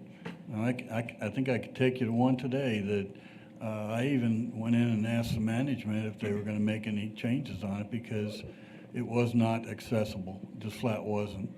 What is the level of change as far as construction goes that typically triggers those reviews It's a from the state? $50,000 project that triggers the Texas state to look at their accessibility. In fact, the city doesn't have that ability to look at the accessibility unless it hits that threshold, and they must register with the state for a And that is construction the project. $50,000. Yes, ma'am. So if you're spending $49,000, you're not required? Correct. Under the state guidelines, you're not required to register your construction project with the state for accessibility review. Interesting. I would say we need to fix that. I think it's called the state. There are other issues probably, I'm sure we could try to fix with the Well, state what too, about but. locally? Locally, if we allow this to happen, then, hey, throw ADA instructions out the door. I mean, go ahead, Teresa, you're on. Well, we have tried to fix it in part by giving priority to projects that do have ADA improvements. But the purpose of Tiers is not an ADA program. It is more of an aesthetic, bringing the appearance of the neighborhood and the community up. So we can always look at ways, and I think we have done a really good job of looking at ways to put ADA on the forefront of our decisions, and I think you saw that today in Patrick's presentation. But this program in and of itself, that's not specifically what it's created for, but it is something that we do consider and give priority to when it does come up. So you're telling me that once this project is done, nothing needs to be corrected on that steps or door, is that correct? If it doesn't trigger a change of occupancy under the building code, where the building officials and their team start looking at it to see what's going on, if the occupancy changes, there's a potential there. Or if they were to do a building permit project that hit over that $50,000 threshold, they would have to evaluate the restroom accessibility as well as entrances and exits. And that's the standard in the state of Texas currently. And it really has to do with whether or not we have teeth, and we just don't have teeth until it hits those levels. Further questions or comments? I have to say that's sad. Yeah. It is sad. So that's the challenge for some of our small businesses. They do come in regularly through our pre-development meetings, and they are looking to how can we get into a space, but what does it trigger when they go and do those renovations? You do a certain amount of renovations, it may trigger you to have to redo that restroom, which takes up then maybe dining room or maybe storage or something of that nature. And so there's always that discussion with development staff. We always want to see facilities that have ADA accessibility within their restrooms, but we also are bound by our codes and our ordinances and what the state says we can do. So, All right, so there's, was an attempt to put a motion on the floor a minute ago, but I think we're ready for that now. So who was just in had charge one- of that? You have one more question? Yeah, and I just wanted to see this number that he just put up, the 20. Well, this is Yeah, the this is new number. Yeah, this is what it's going to be at the end After. of that, if we Yes. approve it, okay? Yes. Yeah, I made a motion to approve as presented. Okay, and Karen, I think, was going to second that. So is there public comment?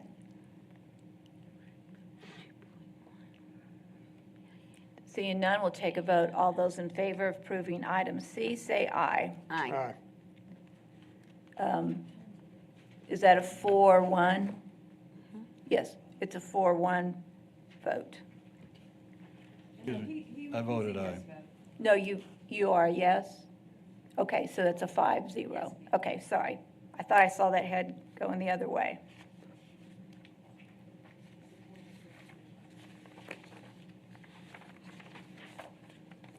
Item D, consider approving Tiers Board recommendations of 9 projects totaling $376,112 for incentives under the South Tiers Incentive Program. Aaron, you continue. thank you, Mayor, City Council. Again, Aaron Vanoy, Director of Planning and Development Services. You see, we have a number of projects here, and I do just want to take a moment to say our downtown San Angelo partnership with going out into our community and helping folks understand the projects and what can be done through tiers has really helped. You saw the applications on the north. You see we have a nice, good, this is our second round on the south and a lot of applicants. And they're really being realistic of what they can accomplish within a 2-year time frame. So saying And that. that's important to say because there are some projects that have been funded and you're going on year 3 that aren't complete. And we need to make sure we're holding to that rule. Yes, ma'am. And we've been doing an audit on that and going back and talking with project owners. Do you need an extension? Do you not? If so, take that to the board and get an extension approved. If not, those dollars need to go back in and get reallocated back out to the community. So here we have these addresses: 109 South Chadburn, 230 North Chadburn, 208 South Oaks, 76 North Chadburn, 109 North Chadburn, 63 North Chadburn, 333 Rio Concho Drive, 223 South Abe, and 136 East Concho. They're listed in this order intentionally. This was how they ranked out on the south in case the funding requests became so excessive that we didn't have enough funds and we needed to have a ranking. But we just wanted to make sure that you guys know what they were ranked at. And so as you go from the top being the highest rank down to the bottom is where the rankings were. The Tiers Board did recommend full funding as they did have funding available.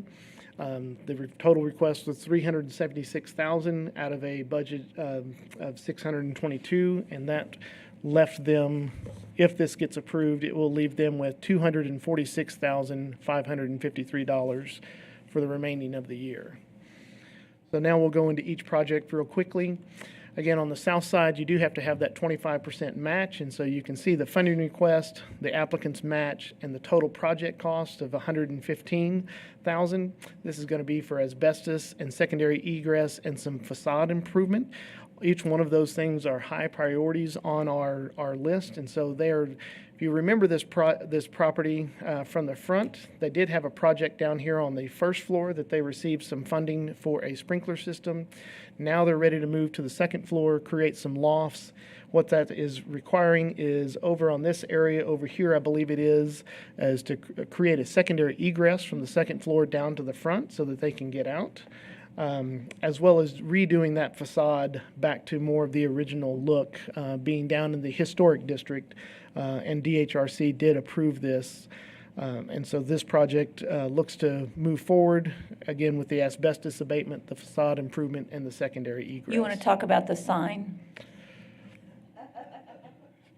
They have no request for the sign. As far as funding, it did get approved through DHRC in that manner. They already have the sign and a encroachment agreement when the project on Chadburn was done, when they did the full facades or the full streetscape and things.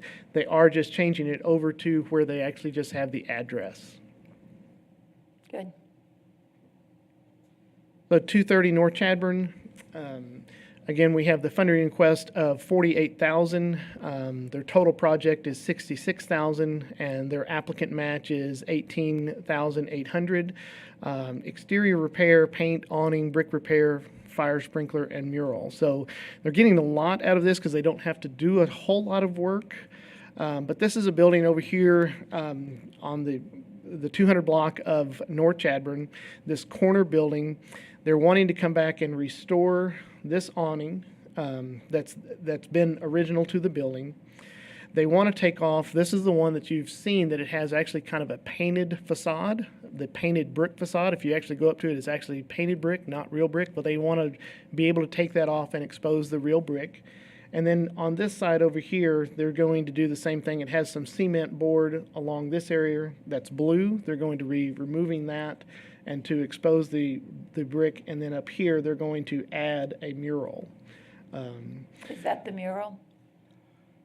I want to say yes. I'm trying to remember the DHRC approval, if that was the mural or not. Of course, DHRC doesn't approve what the mural looks like. They approve the location in our historic district. This is a historic district property, and so they can't really say yes or no to what the mural looks like. They can do colors and location. So and I'm asking this because I don't know. So does the Public Art Commission then approve the art, or is it? They don't in this case because it's actually on private property. Okay. And so if it happened to be in our right-of-way or in a public setting, and while I know we drive down Chadburn and we see this as a public, it's really on private property. Aaron, Yes. that spot where they're putting it is already a stuccoed part. It's not like they're covering up brick to do that. Correct. It's It is a already stuccoed like- area, and that they're afraid if they tried to remove that stucco area, it could damage the brick, and so they're trying to change it just a little bit. So, And the side street is what? That is, I believe, third. I believe that's third, or is it second? I'm not positive. I'm not 100% sure, but I think it's third. I could be wrong. Larry, did you have a comment? so it sounds like the mural, they may not have any particular, desire that this particular one be there. It's just covering up an area that is already stuccoed that they need to do something with. So there may be some conversation concerning what goes on the mural, or they may be amenable to other suggestions. I just think that they have a picture with that mural on it, that the intent would be that would be the mural, or otherwise, would you leave it blank and then say, we're going to design some art for there? I'm just curious if Yeah, me they're too. hard over on that particular mural. I think they or are the- intending a Western-type theme. Yes. As you Yeah. can tell, the building has Yeah. that flair Yeah. to it on the front as well, and so that Yes. is their intent at this point. Could it alter some? Yes, but I think it's going to stick with a Western theme. Okay. Uh, Further could- question, comment? Yes. Would you mind if I get a phone number for the folks there? Because I do have a suggestion for them to consider on a possible Is that Fess mural. Parker? Absolutely. How'd you guess, ma'am? Yes, I don't know how to do that, and I certainly don't want to go beyond the limits of my established duties. But we're talking about the centennial anniversary of Fess Parker's birth, who was a citizen of San Angelo. We've got Willie Nelson down there that I'm sure he passed through San Angelo, but he wasn't one of us. So I'm just throwing that out. Yes, sir. We can discuss later. So let's move to 208 South Oaks. A project here, and again, this one was not as high as some of the other things, although we think the restoration of some of these things on there. Now, of course, we listed signage first, but signage, replace windows, installation of awning and frames. This is a building that's had different things in it, and I think this is going to be something that will help revitalize it, bring it back as a productive building in our downtown. The full project cost is $13,000. The funding request is $9,900 with an applicant match of $3,300. So here you can see it close to Sealy Flats. What they're wanting to do is basically come back in, and this is the one on the left is without the sign. This is with the sign, with the awnings that will be fabric, I believe. And talking with the Tiers Board, they were supportive of getting this building back to doing some facade things, keeping it still as original as it can be, and continue to get something that the occupant can operate with. I think we look forward to having that pizza back again. It was very popular before. So now 76 North Chadbourn. This is a two-story structure here, across from the Costa DC facility. They're looking for a fire sprinkler. So the first floor is occupied by a business. The second floor is 3 short-term rentals. And for them to get their occupancy correct and to allow those short-term rentals at the top, they do need a fire sprinkler for the separation. We know that's one of our high areas in our Tiers Board funding request. So their funding, the total project is $49,900. The funding request is $37,000, and the applicant match is $12,000. And so it is simply for a fire sprinkler for that structure. Oh, wait 1 second. Lucy has a Yes, ma'am. question. Aaron, I wanted to go back to the one right before. Yes, when we were ma'am. talking about signage. Now, I know we had said that we weren't supposed to pay for it. So, and I know that on the north side, there was enough money, and that's why we were approving that one. But now on the south side, would we still go ahead and approve? According to signage? our policies, it's an allowable thing. It doesn't rank as high as other items. Again, bringing back a tax base that's an operating business is also a high priority for us through the Tiers funds, and making that a building that's still being used and being productive in that part of town is important. Now, it does come to you guys with that recommendation with Tiers, but you guys have the ability to say, okay, we won't pay for the sign. We'll pay for the other things, but not the sign. Well, the only reason I was bringing that up was for the mere fact that the south side does not have that much money to be paying for the signage, that other people might want their signs as well, and they go, no, we can't. So that's why I was bringing this up, is because I didn't know if we would go ahead and approve the signage when there's not that much money on the south side. That's the reason I was asking about clarification about signage before, because it has been an ongoing conversation. Generally speaking, the South doesn't have a lot of money. In this case, you're looking at money still left over. Based off of the request, you had the availability of money, but I think we need to be make sure we understand the policy as it relates to signage, because that has been a big conversation over the years with Tiers. It's Yes, been a ma'am. major issue. And I think Lucy's question and comment is valid. But Mayor? Yes. If it's helpful, I can read the portion of the policy that addresses the signage. Sure. It says that signage can be funded as part of a broader aesthetic improvement, but generally will not be funded as a standalone project, with the exception of repair and revitalization of historic signage in the downtown. So basically, it says that if the only thing you're asking for funding for is the signage, we wouldn't approve it. But if the signage is a part of the overall facade improvement project improvement, it could be considered. Is that what you're saying? Yeah. Yes, Larry? Also, as the mayor said before, landscaping is part of the concept in mind here. And it's obvious they're showing 2 dead palm trees there. Is there anything built into their plan to? There's nothing in their submission to Tiers that indicated they would do landscaping.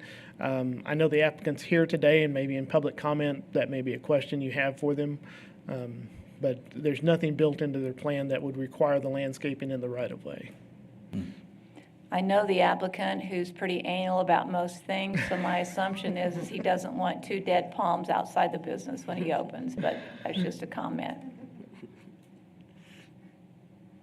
Any other questions? Continue. Did anybody have further questions on 76 North Chadbourne? Okay. Okay, so this is 109 North Chadbourne. It's called Concho Venue. They've been working on getting to a venue space. The way to get more space in their venue is to have a fire sprinkler system so that they can utilize more of the space, which means more occupants. So they've come forward with a request. The cost is $87,000. The funding request is $65,000, with their match being $21,000. This is just, again, on 109 North Chadbourne. Questions, comments? Okay, move on. 63 North Chadbourne. This is going to be a facade improvement to the rear of the building. They're doing some things back here to fill in the block and stucco and some rain gutters. The part of this request is also generated by a review, a development review. When they did their occupancy for the building, they needed a rear egress. While they have a door back there, this is going to help make it safer so that the people that have to exit that way can get a little bit, a little further away, and it's going to actually add some protection with the block fill and stucco and the rain gutters and things, as if somebody has to get out that way for emergency egress. I've never seen where we pay for rain gutters before, but, yeah. So the proposed project costs are $10,000. The funding request is $7,600, and the applicant match is $2,500. And so you can see here, this is the back of their other companion building. They're looking to bring all of this area up to match with that. Their property line ends right there at the end of that building. And then this is an area that has egress back this way in case there is a fire, based on that being the occupancy use of an assembly. You can see this side of the building is right there, where they've got some stuff that they're really just trying to make it all uniform, make it match, make it look a little bit better. You can see it from Gillis Street. It is a low-cost project that could help continue to seal and protect that building as far as the facade and the brick. What's the building being used for now? It is a yoga studio currently and a fitness facility. It does have a first floor and a basement that they utilize there. It does have a sprinkler system, and the challenge is they only have one front door, and it's not a very wide building. It's very narrow, and to have a secondary egress that's remote, they have to use the back door. Any questions on that before I move forward? Questions, comments? Go ahead. Okay. So 333 Rio Concho Drive is one of our hotels along the river. They are asking for installation of automatic sliding doors and replacement of glass. This will help with some of their ADA compliance, coming into compliance of going with egress. Their total cost is $40,000. Their funding request is $30,000, and the applicant match is $10,000.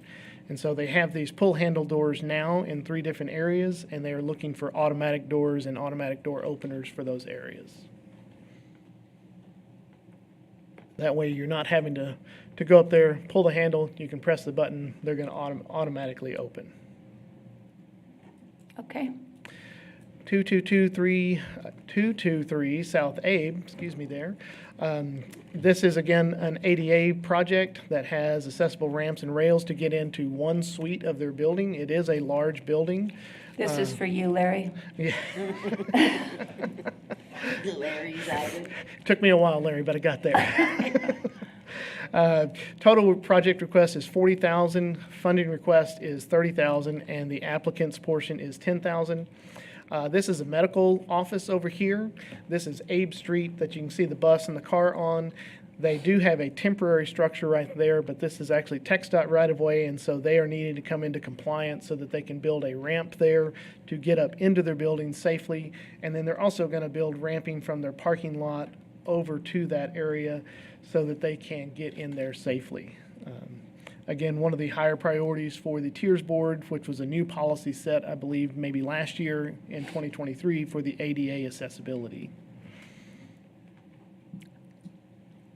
And then 136 East Concho Avenue. This is a playground equipment and safety surfaces for a business that is the Autism Center. The project cost $95,000, almost $96,000. Their funding request is roughly $72,000, with their applicant match of $24,000. We did mention out of our 14 project criterias, it only met 2.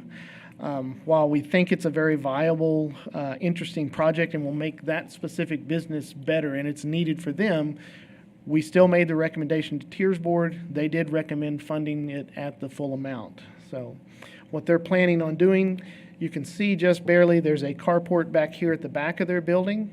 They're wanting to convert it to a playground for their autism facility that will have a new surface at the bottom, will have screening, and then as well as the playground and a shade structure. Where do you drive into that? I mean, because right now, you turn into that. Is this playground going to, are you turning into the playground when you get into the parking lot? No, the playground is way back here at the back. You have Okay. all of this parking over here that the staff comes and parks at. There's actually another parking lot on the other side. This just Right. happens to be back at the back on Okay. a caliche area that they're Got going it. to improve that surface. Got it. I apologize, didn't realize I also had that image still in there that was a little closer. Yeah. So those are the 9 projects. You can see the funding request. It totals $376,000 out of the $622, and again, that would leave the South Tiers Fund still remaining until the next cycle of $246,553. Which usually we have enough requests. This is our second round of requests for the South, that we normally exhaust our funds for the South. This year we had a very good tax allocation. The South was very high this year at 1.2 million, which is much higher than in the past where it's been around 700 to 800,000. And so you can see that's made a big impact. I think that goes back to the projects and the forethought of folks that saying this needs to be improved, and so those tax dollars are continuing to be used to improve that area and raise the tax profile of the area. I'm going to open it up one more time for any questions on any of these projects from council before I ask for a motion, or if you would like to have before a motion, anyone in the audience who one of these projects is there, if you'd like them to come forward, now would be the time to go ahead and do that if you want. So, council, it's up to you. Tommy says no. Larry? Karen? Lucy? Then may I have a motion for approval? So moved by Tommy, second by Larry, I'm sure. I'm leaving Because we it got one of open his for you, projects Larry. in there. So, yeah. All right, with that. It's a coercion. Yes, it was, sorry. Public comment concerning these projects. Stengel, when are you going to be opening? Thank you.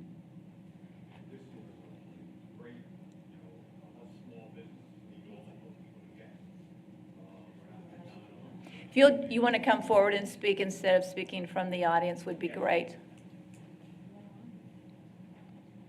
And I will add again, we've missed your pizza parlor when you had it on Chadburn, so we're excited. Thank you. We're trying to get it going again. A couple of my employees I had before, I'm making them partners. I think it's better for everybody, to have a little piece of it.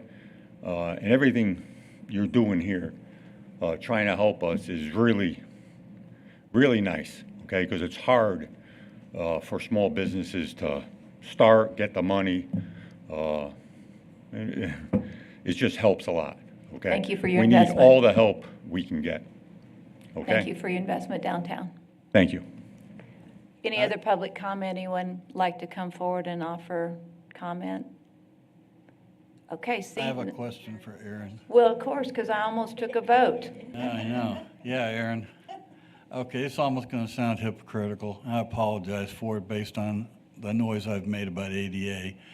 But I don't understand why we're buying playground equipment in that area. If Tiers is supposed to basically be doing facade work and so on, why are we providing essentially capital to a company? That's a very good question. That's why city staff did not think it ranked very high on the tiers. If you look at our policies, it doesn't rank very high. It really is just an amenity for that building. Now, while it may make that building more valuable in the future, but it's still just a playground for them. It's not a public amenity. That's why our recommendation was very, very low to the tiers board. The tiers board did have some discussion, but they did decide to go ahead and recommend it for the full funding amount. Y'all have the discretion here to change that funding amount or say no to the funding amount. I could agree to the fencing. That's fine. That provides, improvement to the face of the facility. But I just can't agree with playground equipment. I understand. I don't know if we need to, with that, because we already have a motion on the floor and it was for the full approval. I mean, I think the challenge in terms of, yeah, it's low in terms of priorities, but yet it was the second highest in terms of dollars. So the lowest priority got the second amount of dollars. And so I'm not sure that all equates correctly, but we do have a motion on the floor for the full amount, and we have a second, and we've had public comment. So I'm not sure at this point in time if you're objecting to that, if we need to, what do we need to do? You need to take a vote on the motion that's on the floor, or if Tommy wants to amend his motion, he could do that as well. My motion stands. Okay. Tommy's motion stands? My motion stands. Okay. So you need to take a motion, or So vote. a vote on what's on the floor. All right, so what we're going to do is vote on the motion, which is to full fund the $376,112. And it's amazing what we end up approving when we have dollars, and what wouldn't get approved if dollars were restricted. But with that, we're taking a vote. All those in favor say aye. Aye. Motion passes 4-0. That's 5-0. Of 5. Can't count. I did. I was going that as a no. But I think that is a statement that we at City Council want to make, and that is whenever we have funding, we get loose with our money. And you need to save it. So You need to the save next it. project comes in that's That's a more little- valuable, whatever. And so I think we as a council want to make sure we've made that statement. If there's funding, we can't just be loose with the purse. We need to make sure, because once you say yes to one, you open the door to saying yes to other like projects. And you set a standard, and I think we're concerned about that. Yes, ma'am. Mayor, Yes, could I ambush Aaron with a question right quick? Aaron, there were just 14 projects we talked about. Did any of those projects come through with the assistance of our DSA? Every one of them. Just a comment, DSA is taking applications for tiers now. Downtown San Angelo, Inc. Thank you. And we haven't had one complaint. I haven't heard of any complaints about their work. And so big thanks to them for their work. Well, and they're going out and trying to recruit investment. So I think the key thing particularly is they're focusing very much so on the north side and trying to make sure that the north side is aware of the program. So they're working hard at sort of spreading the word and trying to make people feel comfortable with the program and not be intimidated by the program or the fact that it's administrated by government. And so I think I compliment you all for making the decision to let DSA head that program up, and then the work that they're doing. Well, I think it's a close working relationship between Aaron and Monica. It's good. Mayor, Thank you. Yes, sir. If I may add, to piggyback off of something you said that jogged a thought, we've had lots of eyes on these projects. DSA, number one, they took the application. Number two, it goes to Tiers Board. So we've had a lot of eyes on all these projects. For me, as one council member, we have our boards and commissions for a reason, and that's for them to go through the process to vet these things for us and make recommendations to us. Do we have to accept those recommendations all the time? No. Do we have to accept them in full all the time? No. But for me, that is something to consider. So I just wanted to throw that out there. We aren't making a decision like this in a vacuum. So. Yeah, I just want to make sure, again, we've had to say no to a lot of people because we had limited funds. And now all of a sudden we're saying yes because we have funds. And so I think we just need to make sure we understand the policy and priorities, and the vote and the dollars go towards the priorities. And I think we're comfortable with our vote today. I feel comfortable everybody voted, but I think we want to close with that statement on that issue. Just because there's money doesn't mean it should be funded necessarily. And not project specific, because it applies across the board. All right, moving on to item E, first reading and public hearing of an ordinance annexing into the city of San Angelo by petition of the property owner an unaddressed 22.096 acre tract out of C. Berberick, survey number 177, abstract number 52, and H. Zerback, survey number 178, abstract number 4210, Tom Green County, Texas, located east of Riviera Lane and Clubhouse Lane, beginning at the southwest corner of this tract and southeast corner of Lot 3, Block 112, Bentwood Country Club Estates, Section 44. Find that with your GPS. Thank you, Mayor. City Council, this is an annexation it's kind of in a donut hole of our community, where this is between Bentwood Country Club, and then you have Butler Farms to the east, which is actually in the city limits. There's kind of a hole there that is not incorporated in the city limits. And then you have the Concho River to the south of Bentwood, and across the Concho River is the Country Club area. And so you see here, this is the annexation of the 22 acres. You can see Enclave and Riviera and then Clubhouse Lane. And so this is really their next expansion to the east, adding a new road or two in there. Riviera is about 50% built out right now, and so it's built faster than they expected, and so they're going to go ahead and start the annexation process for this piece. This is the first public hearing of that, where we set the service plan for this area as can the city provide the services to that proposed area. So let's see if I have any other. Oh, just lost it. What did I do? Okay, here we go.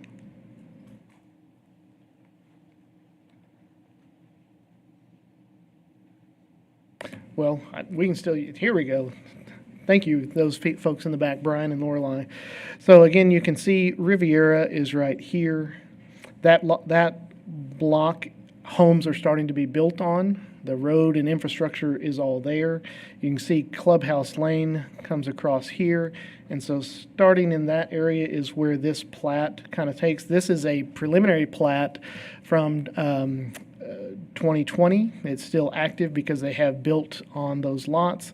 And so it is going to be residential. You'll be hearing a rezoning for this project coming up soon. They are looking at RS1 and creating more residential in that area.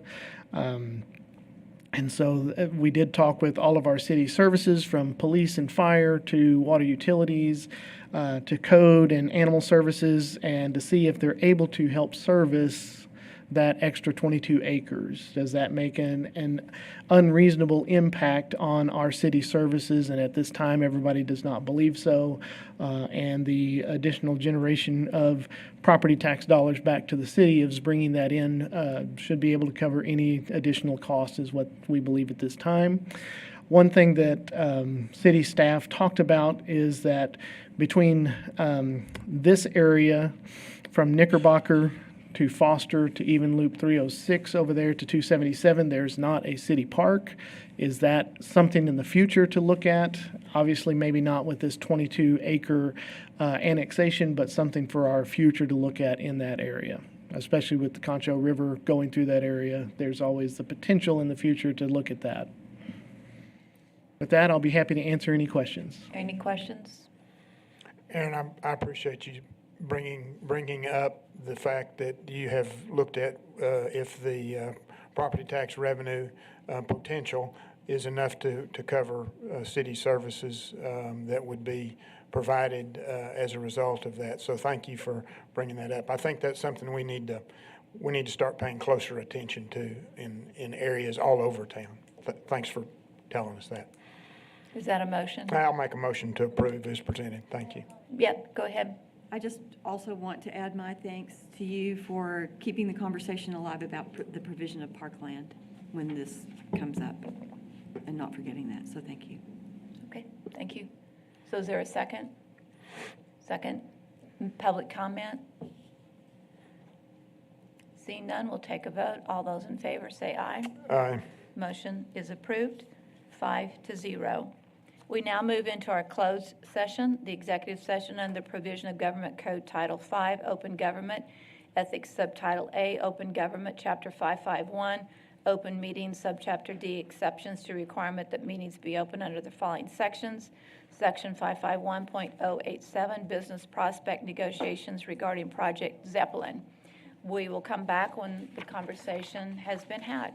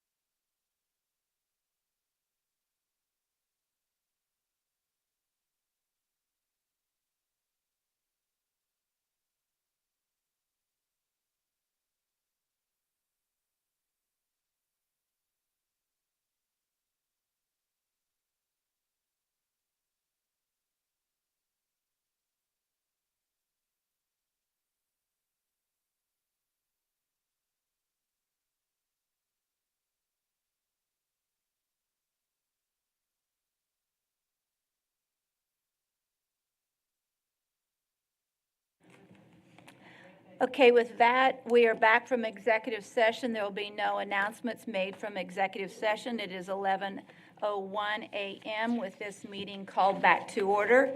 And we will now